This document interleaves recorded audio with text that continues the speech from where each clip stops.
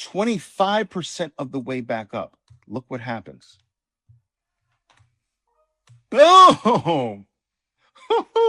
So look, if you go after 25% of the way back up, you're right 9 times out of every 10 tries.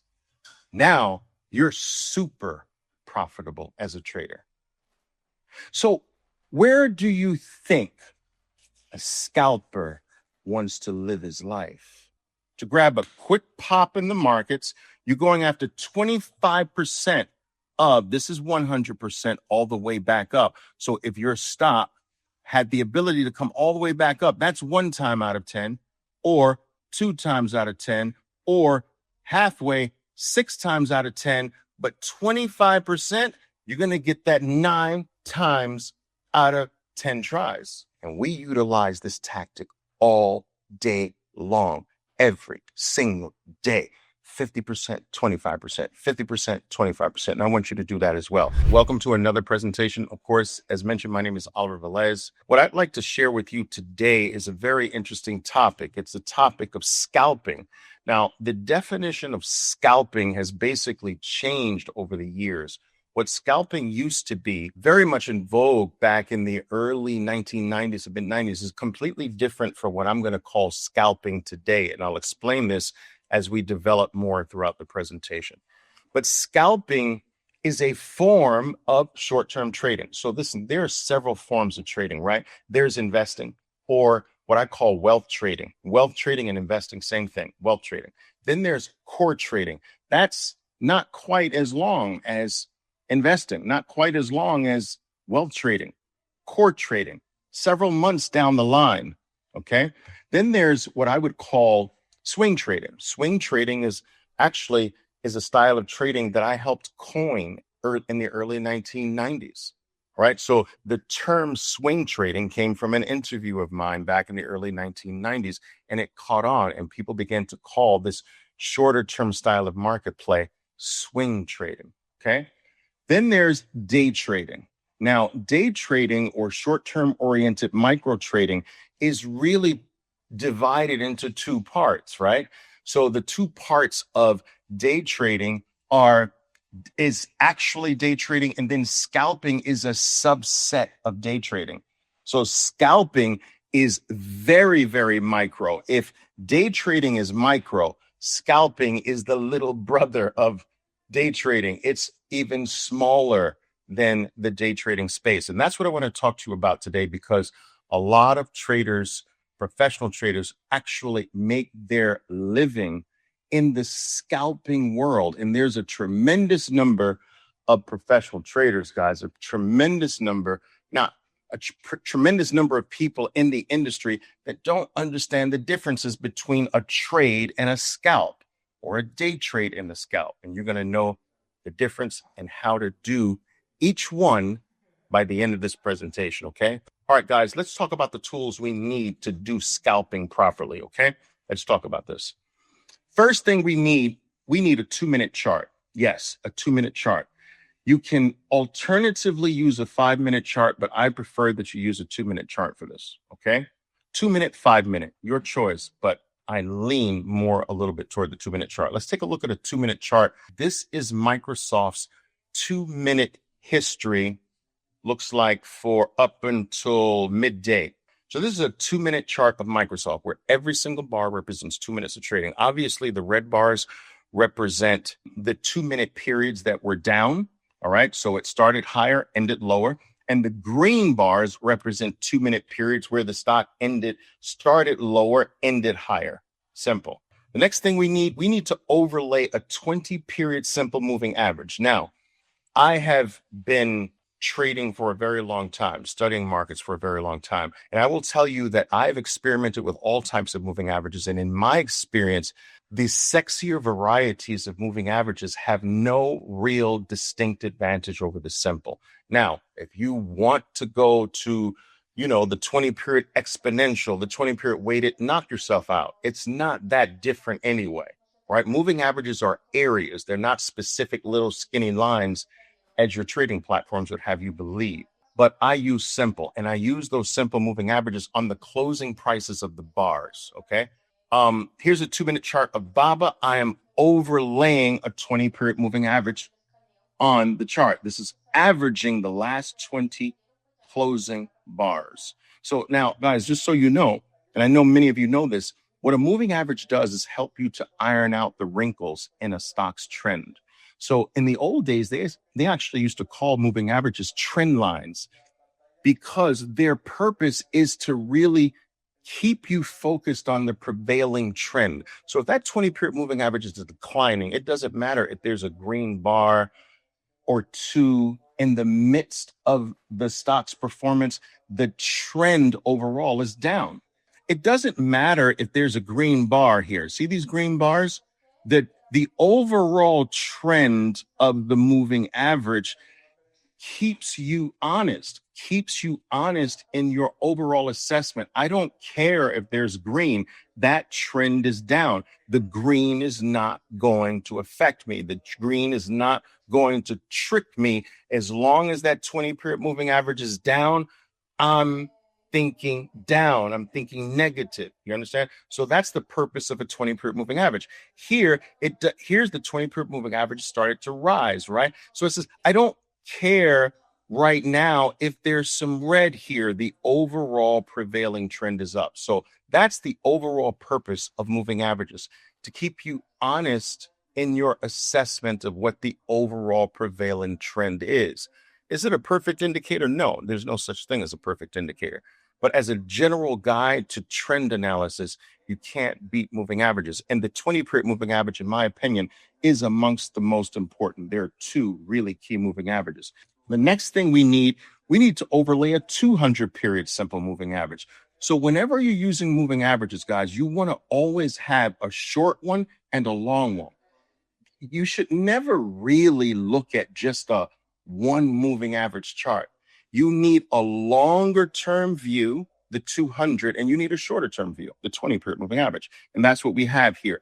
Moving averages are best utilized in the form of a buddy system. You understand? A buddy system. So short, long, 20, 200, or 13, 200, or 8, 200. We use a variety of them, but 20 and 200 are the basic two.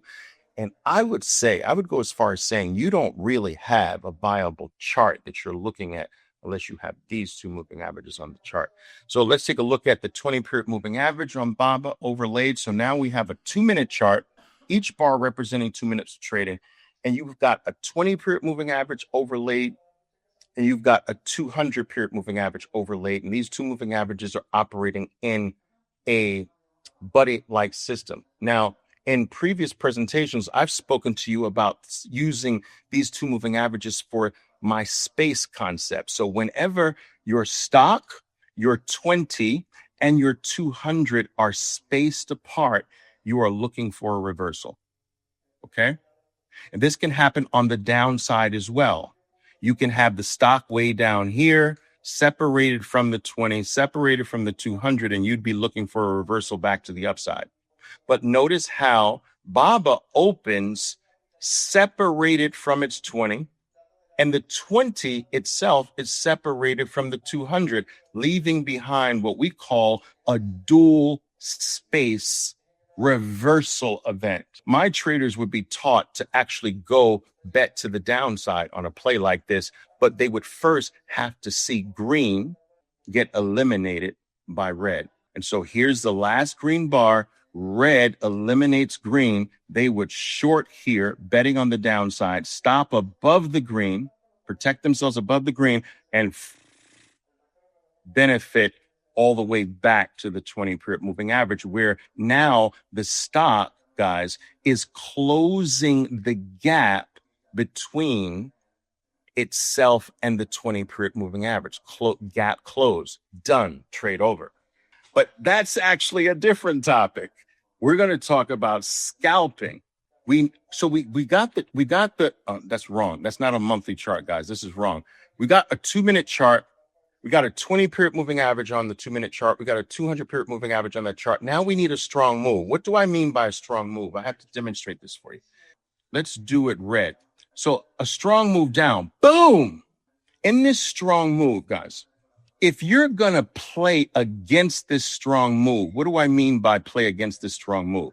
What I mean is that if you're going to look to buy somewhere after this decline, if you're looking to buy, your odds are not very great because of the power of the down move to the left.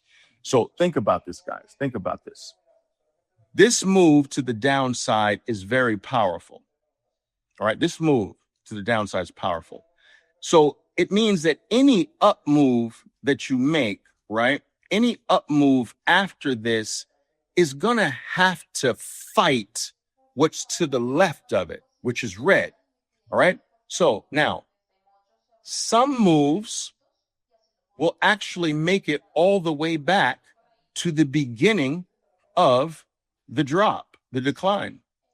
But how many out of 10 tries will the bounce after a strong drop?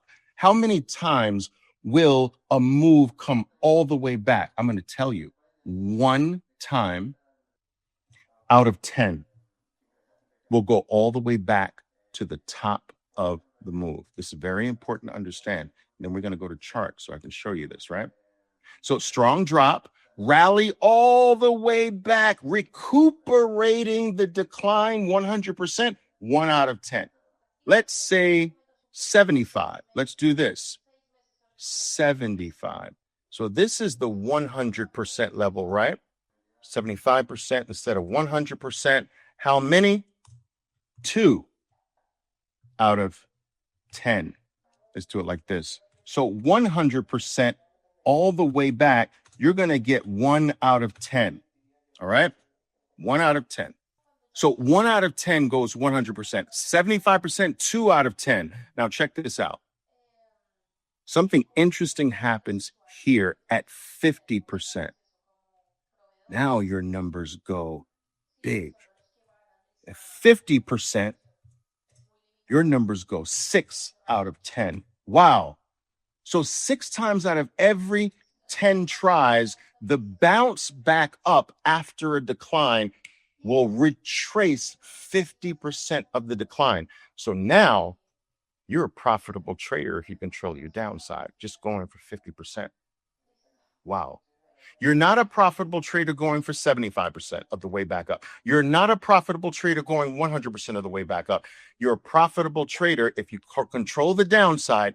You're a profitable trader at 50%, only going for 50% retracement. A stock drops, buy it, 50% back up, out. 6 times out of every 10. But check this out. This is the most interesting. This is the most interesting, traders, right? So now let's go to 33%. No, let's go to 25%. Now, 25%, right? 25% of the way back up. Look what happens. Boom! So look, if you go after 25% of the way back up, you're right 9 times out of every 10 tries. Now you're super profitable as a trader. So where do you think a scalper wants to live his life? Where do you think he wants to dedicate himself to? 100%? Going after the 1 out of 10? Going after the 75%? Going after 50? No, he lives in that 25% move back up. 25% move back up. 25% move back up. 25% move back up. Boom, boom, boom, boom, boom, boom, boom. 9 times out of every 10, you're going to get that 25% move back up. And so that's what scalping is. It is sacrificing, right, the possibility of a 100%, which is going to come every now and then if you're lucky. But living in that world where I get the time, Ted, I just got to control that one time that it doesn't work. 9 times out of every 10, 9 times out of 10. This is scalping. Same thing on the downside, same concept on the downside. But let's go to charts now. My trading platform here, right? So what I need to do, guys, I need to put, I told you, I need to put the 20 period. We're going to put a 20 period simple moving average on there. I'm going to make that blue. Let's make that blue and do it right in front of your faces. All right. 20 period moving average on Microsoft right there, right?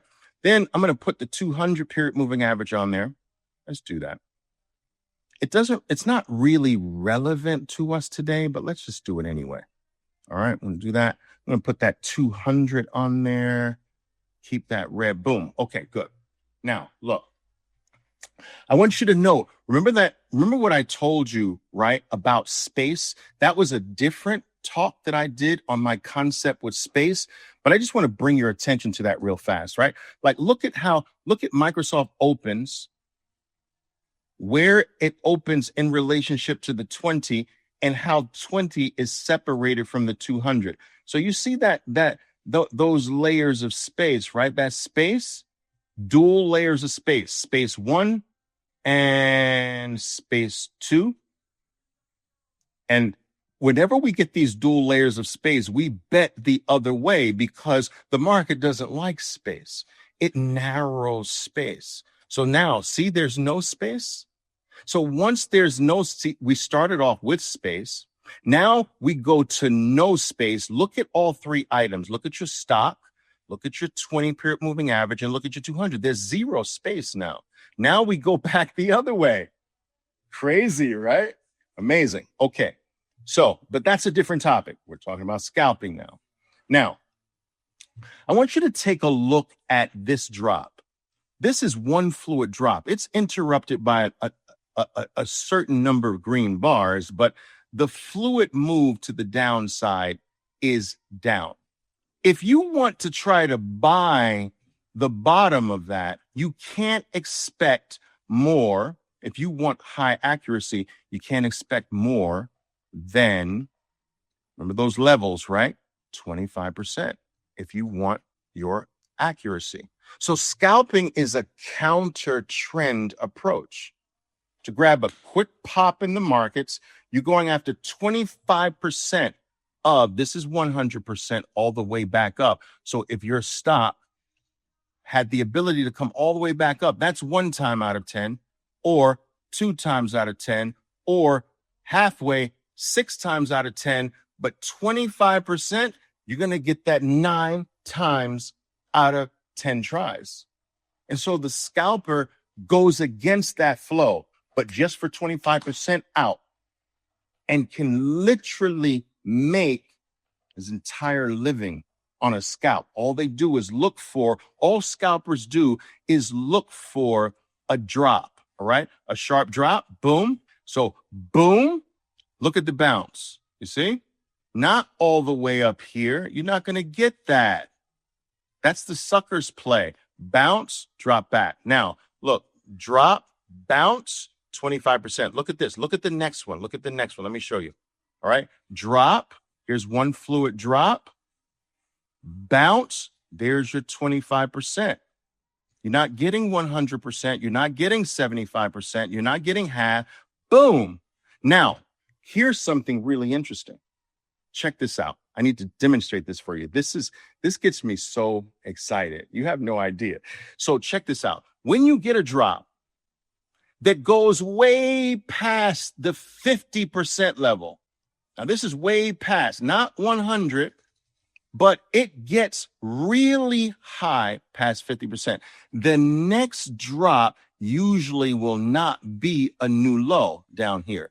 This drop will turn, and that's when you trade. You don't scalp this bottom here. You see, the scalp play, if you want, is there. The trade is here, where you want to hold on to that one longer than the scalp. This is going to go further than 25%. This is going to likely go bigger than 50% of the way back up. You understand? So let me demonstrate this again. This is important to understand. Drop 25%, new low. But drop 65-70%, no new low. And this becomes a trade, not a scalp. Okay? Very different. You got to know what's a trade and you got to know what's a scalp opportunity. And knowing the difference between these plays does increase your accuracy, guys. Does increase your accuracy. So look, we drop, boom. That does not get past that 50% level of this drop, right? It doesn't. So we're going to new lows. Now look, drop. Here's now an up movement. That up movement does not get past 50%. We're going to new lows. But wait a minute. Check out this last one. Look at this drop. Now, take this drop, split it in half. It goes way past the 50% level. You see? We break through the 50% level, right? Now, this drop does not make a new low. Now, we want to think about a trade, all right? We want to buy green when it takes out red. We want to buy green when red. We want to buy green. Boom! Very different. So here's the scenario, guys. Here's a scenario that I need you to understand. When you got drops, let's do this a different color. When you have declines, right, you got to watch how they bounce, right? Because if they bounce marginally, that's a new low scenario. But if your drop bounces way past 50%, this down here becomes a potential buy opportunity for a trade. Now, this is your scalp trade for a quick 25% if you want to try that. Or this becomes your real longer term trade, intraday, longer than a scalp, more than 25% when your rallies break significantly past that 50% level. And so you need to keep these percentages in mind. I can show you this on another chart. Check this out. Let's go to, I don't know, Baba. You've got separation, separation, separation. We're betting this way. But check this out, guys. This is amazing. We drop. Look at the bounce. This is the halfway mark, right? Here's your halfway mark. Here's your 25% mark. Boom, new lows. Now check this out, though. This is interesting. Now, let's take this drop. Now, let's split that in half. You go past the 50% level, so now there's no new low. This green taking out red can be a quick buy, if you like. So I just want you to be able to understand the probabilities are very important, traders. After a drop, all right, if it's a sharp drop, there can be a buy opportunity there, but you can't expect more than 25% if you want to be consistent and accurate. If that bounce is less than 50%, odds are huge that the next decline goes to a new low. If that rally goes further than 50% by a lot, then that pullback sets up a nice trading opportunity for you. And we utilize this tactic all day long, every single day. 50%, 25%, 50%, 25%. And I want you to do that as well.